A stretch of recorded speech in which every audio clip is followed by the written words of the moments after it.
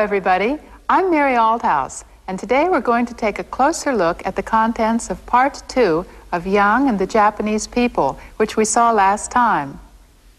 Before we get to that, though, let's review what we studied in our last lesson. Do you remember the difference between ga arimasu and ga imasu? 帽子があります。帽子があります。猫がいます。猫がいます。箱があります。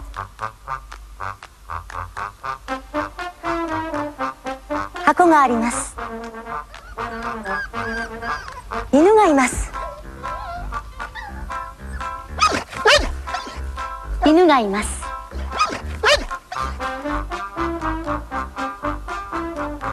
箱があります。ライオンがいます。いいえ、ライオンはいません。い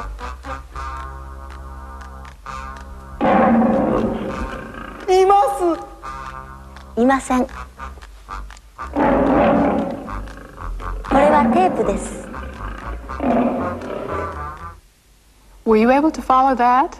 I think it brought back the difference between arimasu and imasu, didn't it? Imasu is used of people and animals, and arimasu of other things. In the next exercise, you don't need to give the name of each object. Just say aloud whether you should use arimasu or imasu with it. They'll appear one after another, so answer quickly. あります。あります。います。あります。います。います。あります。います。います。います。あります。います。あります。います。あります。います。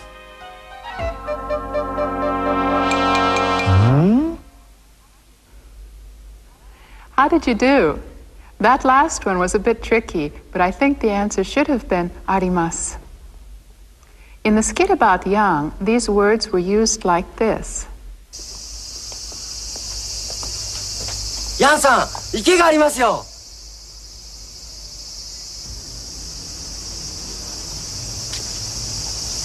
何かいますか？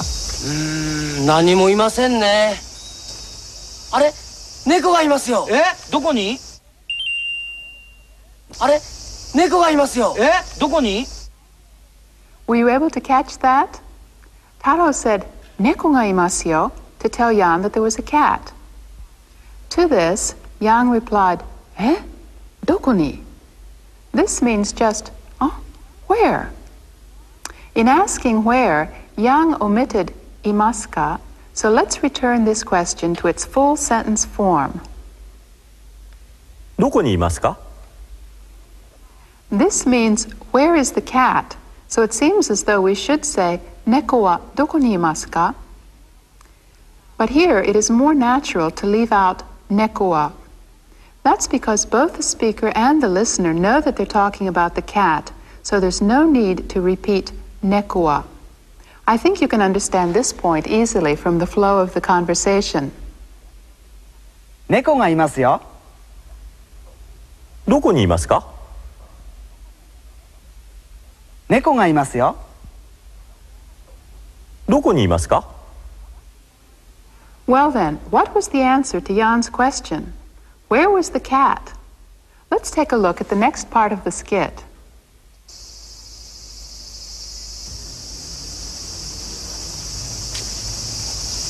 何かいますか？何もいませんね。あれ、猫がいますよ。どこに？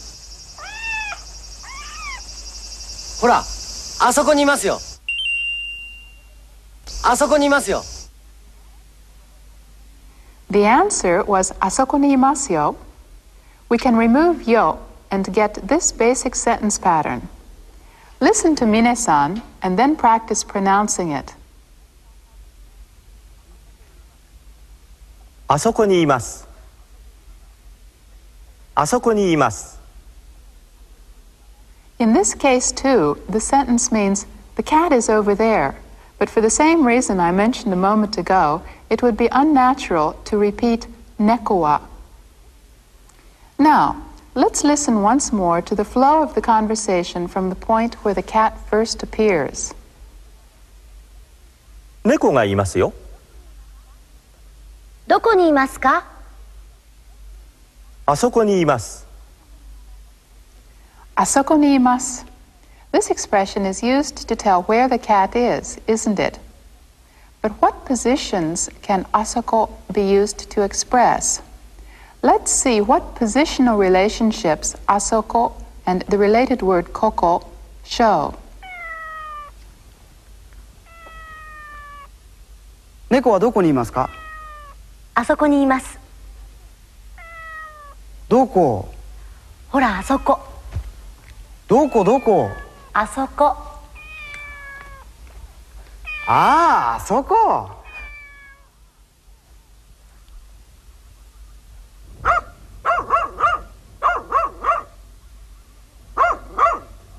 犬はどこにいますか？犬はここにいますよ。どこ？どこ？犬はここにいますよ。ここここ。どこどこ？ほら、あそこ。ああ、あそこ。How was that? Did you understand the difference between asoko and koko? Koko is used of positions which are very close to the speaker. Asoko is used of positions which aren't very close to either the speaker or the listener.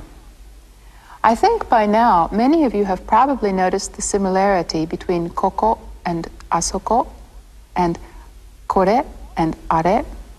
There is also the word soko, which corresponds to sore. Of course, the former group of words refers to place and the latter to objects, but with respect to positional relationships, they have something in common. Think back to what you have learned about the use of kore, sore, and are as you watch the next little skit.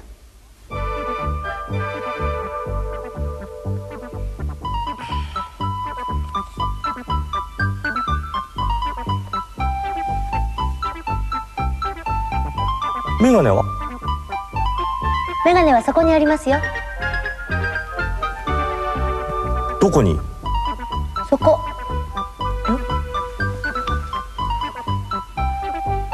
どこ？そこ。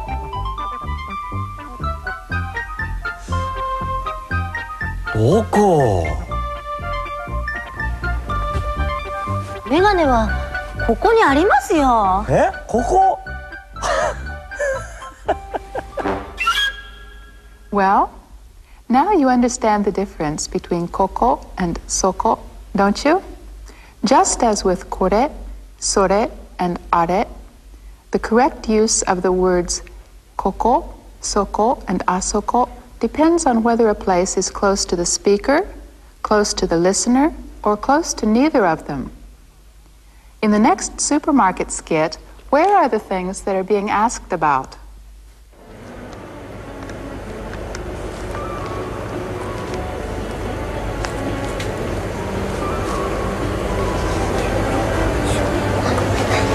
すみません。コーヒーはどこにありますか？コーヒーはそこにあります。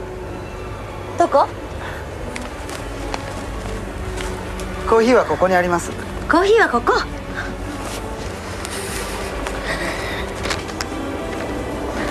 ミルクは？ミルクはここにあります。あ、ミルクはそこ。どうもありがとう。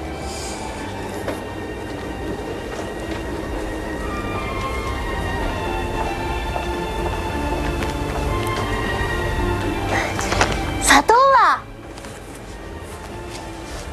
砂糖はここにありますよ。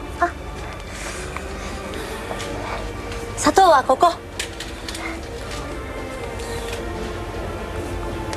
アイスクリームは？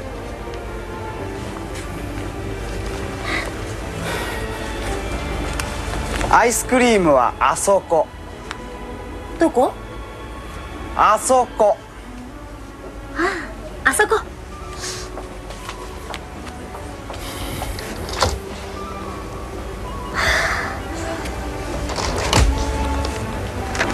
チーズは？チーズはあそこ。あそこ。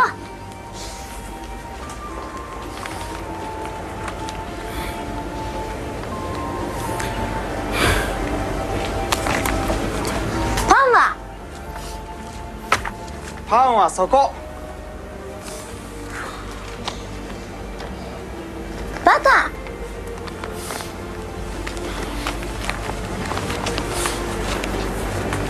バターはここ。バターはそこ。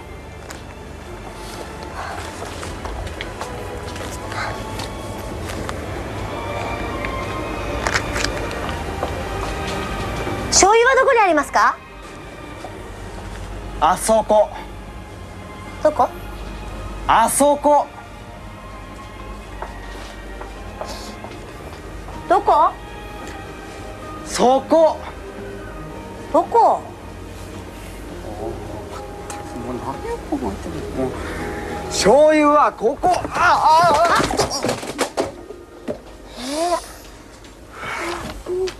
い。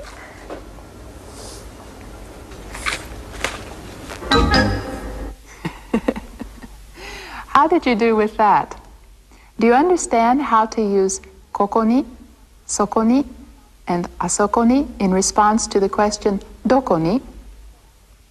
Well, at this point, let's take a short break and look at some Japanese writing. Today, we're going to learn how to write and pronounce these 5 hiragana letters. Do you see how full of curved lines they are? Round, curved shapes are a basic characteristic of hiragana writing. After this, in each lesson, we'll be teaching you how to write a few letters, so be sure to practice yourself.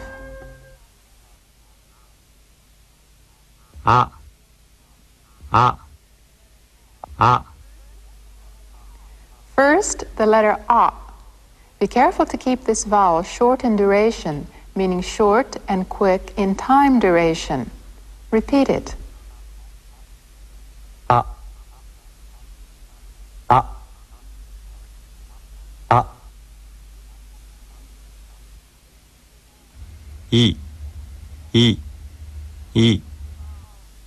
This is the vowel E. When pronouncing it, say it sharply and quickly. Try repeating it yourself. I.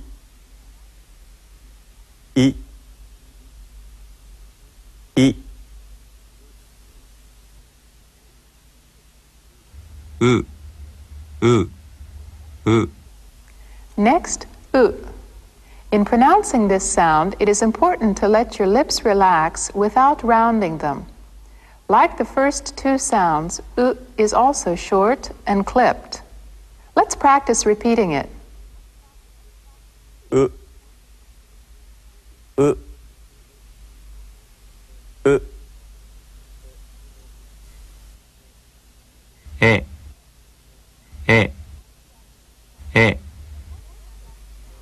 The 4th Japanese vowel is E. When pronouncing it, be careful not to open your mouth very widely. This sound is also short in duration. Practice pronouncing it.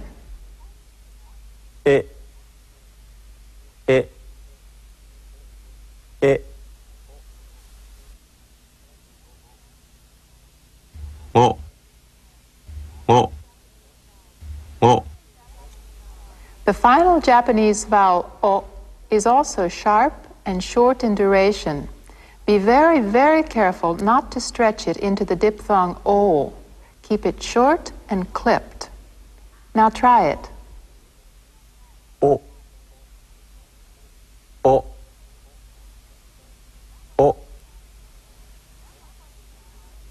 That wasn't too hard, was it? These are the only vowel sounds in Japanese, and they are vital. In fact, none of the other hiragana letters can be pronounced without using one of them. Now it's time to learn some words indicating position. First of all, on. 上、上。How do you say on the table? テーブルの上、テーブルの上。How about under? 下、下。How about under the table? テーブルの下、テーブルの下。Then how do you say in front of? 前、前。How about in front of me? 私の前、私の前。Well then, how about behind? 後ろ、後ろ。How do you say behind me? 私の後ろ、私の後ろ。Let's take a look at the use of these four words. 上、下、前, and 後ろ.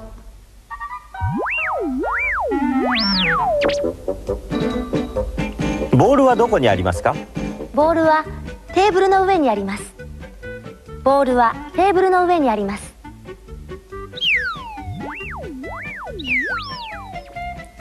ボールはどこにありますか？ボールは椅子の下にあります。ボールは椅子の下にあります。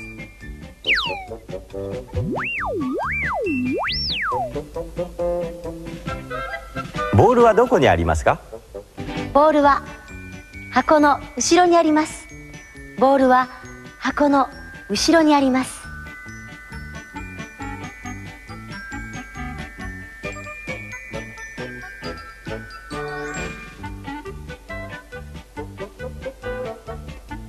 ボールは私の前にあります。ボールはミネさんの前にあります。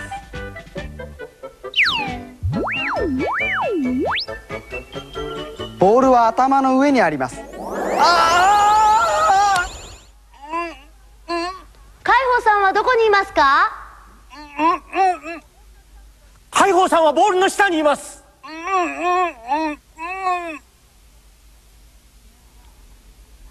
Now, you're sure of the use of no ue, no shita, no mae, and no shiro, aren't you? But when something is inside something like this, what should we say? Let's ask Sugihara-san. ボールはどこにありますか？箱の中にあります。箱の中にあります。Ah, then to tell that something is inside something, we use nonaka. Let's look at the scene in the skit about Yang in which this was used.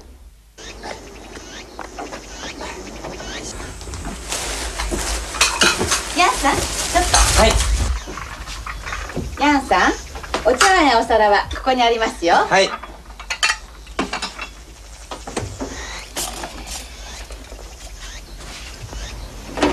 ナイフやフォークやスプーンはこの中。はい。コップとコーヒーカップはこの上です。ナイフやフォークやスプーンはこの中。コップとコーヒーカップはこの上です。In the scene you watched just now, Mrs. Kato was explaining the position of things, wasn't she? But she used the pattern wa, des, instead of wa, ni arimasu. Both have about the same meaning. There were also two new kinds of expressions in this section of the skit. First, there was koppu to kohi kappu. Then there was knife ya fork ya spoon. Both to and ya are conjunctions which join words of the same type, but there's a slight difference in the way they are used. If there are a pencil and a pen and a ballpoint pen, we can say 鉛筆とペンとボールペンがあります。鉛筆とペンとボールペンがあります。As you see then, to is used when you mention each item one by one. But what about ya? 鉛筆やペンがあります。鉛筆やペンがあります。Do you see the difference?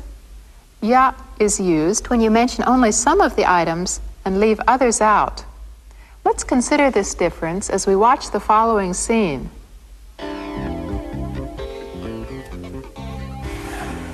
コップとコーヒーカップはここです。はい。スプーンとナイフとフォークと割り箸とストローと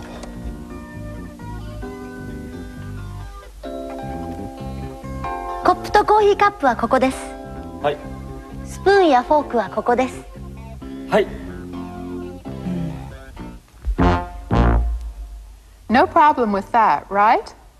Next, let's watch a different scene from part 2 of the skit about Young. It contains a new and very important grammatical point. どうです？新しい部屋ですよ。ああ。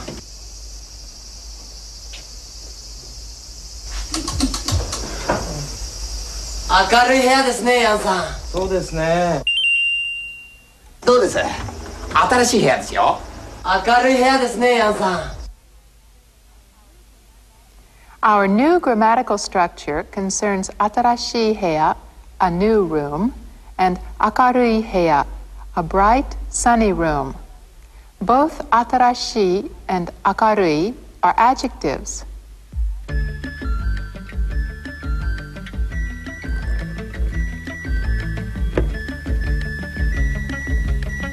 これはきれいな水です。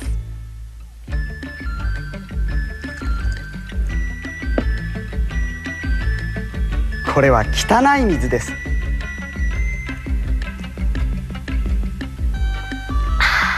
これはおいしい水です。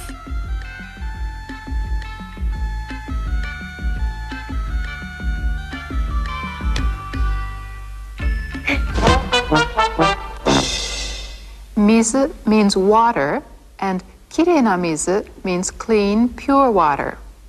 Kitanai mizu means dirty water, and oishii mizu means good-tasting water. You can see then that Japanese has two kinds of adjectives, those which end in na and those which end in i. For now, just remember that these are called na adjectives and i adjectives. Well, to wind up our lesson for today, let's watch part 2 of our skit about Yang once more.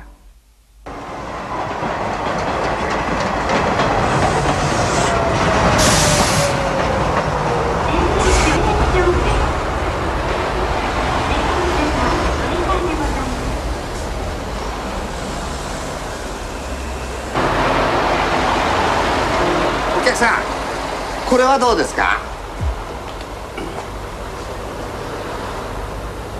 風呂場がありますか？いえ、風呂場ありません。風呂場まあどうぞ。これはどうですか？洋室と風呂場があります。日本式の部屋はありませんか？和室ですね。ありますよ。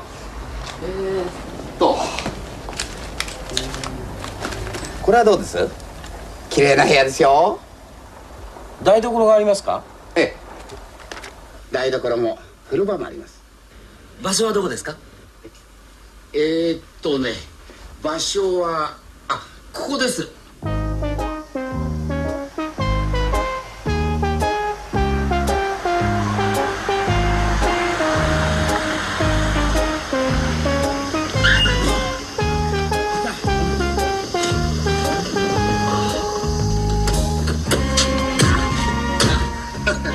すいません、大丈夫ですか？ここです。わあ、立派な家ですね。大家さんの家です。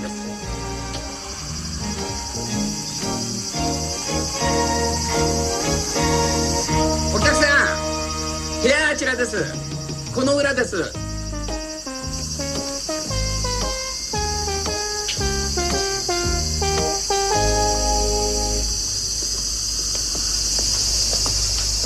ヤンさん、池がありますよ。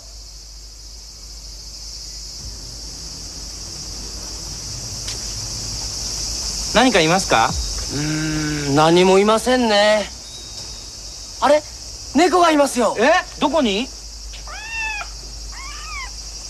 ほら、あそこにいますよ。ああ、あそこですか。お客さんどうぞこちらへ。どうです？新しい部屋ですよ。ああ、畳も綺麗ですね。明るい部屋ですね、ヤンさん。そうですね。お客さん、台所はここですよ。ガスと水道があります。ほら。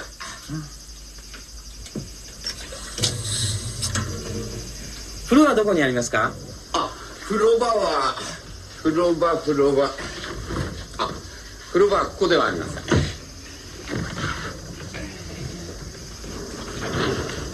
風呂場はここです。へ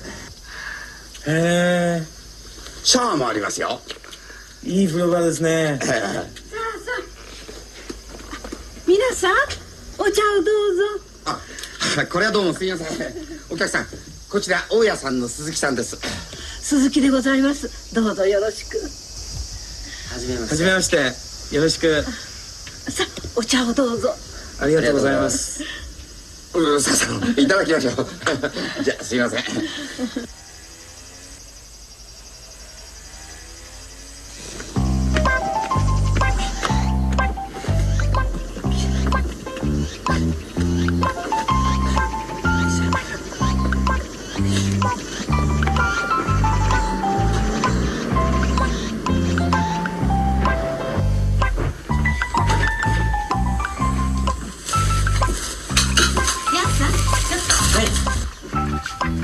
ヤンさん、お茶碗やお皿はここにありますよ。はい。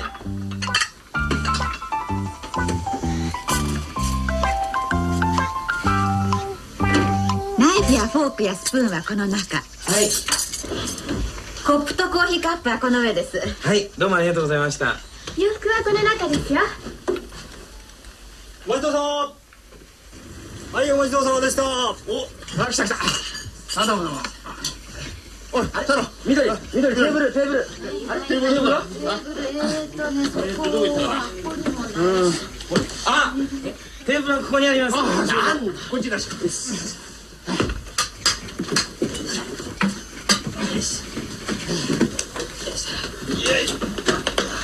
ごめんください。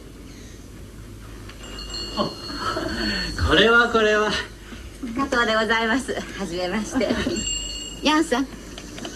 これは引っ越しそばです。どうぞ召し上がってください。おやま、これはご丁寧にどうも。どうぞよろしくお願いいたします。よろしくお願いします。こちらこそ、どうぞよろしく。